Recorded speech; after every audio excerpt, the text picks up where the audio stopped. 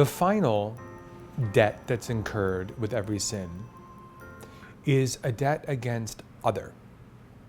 So we've already covered a debt against God, a debt against self. Let's look at the other.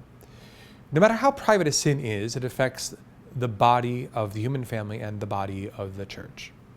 And so there is no such thing as an isolated sin that has no consequence with other people. So we can talk about others being affected even remotely, if not directly.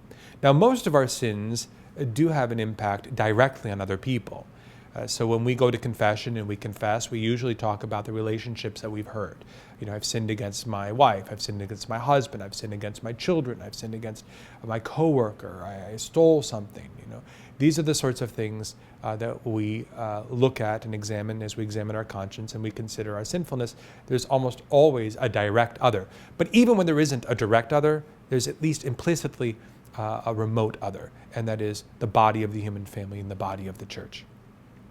So we have to deal with the fact that a debt is incurred within the body of the church as well as in the larger body of the human family. Now, ideally, when we come to a point of contrition and sorrow, when we come to a point of conversion, we would go to the other person that we've hurt or offended and say, "I'm sorry, please forgive me."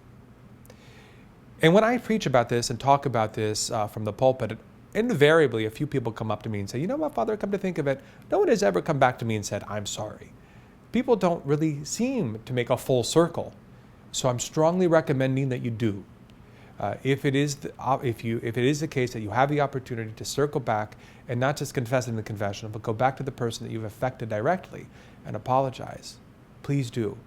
It really is important. It is dealing with another aspect of a debt that's incurred.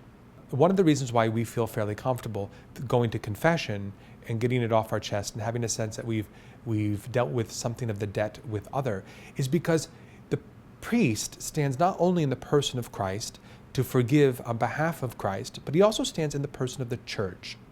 And in standing in the person of the church, he is standing in and saying, "You are forgiven on behalf of that sort of general other."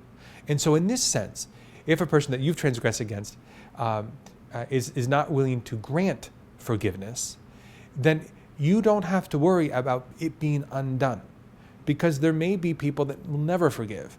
And in that case, they've got a very difficult eternity to reckon with.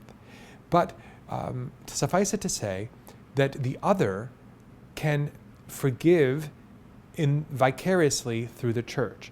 So for example, if the person that I transgressed against isn't willing to pay the price for me, then when I go to the church and seek forgiveness in the sacrament of confession, what I'm getting back from the church is a guarantee that the community of believers is willing to pay for it on their behalf. And so there is a sense of the other's debt, the debt with other, being forgiven, and there is a sense that it is being atoned for. So, in summary, it's important to go directly to the people that you've offended or hurt and ask for their forgiveness. This deals with that debt. However, some people are not ready to forgive and maybe will never be ready. We hope that they will be someday.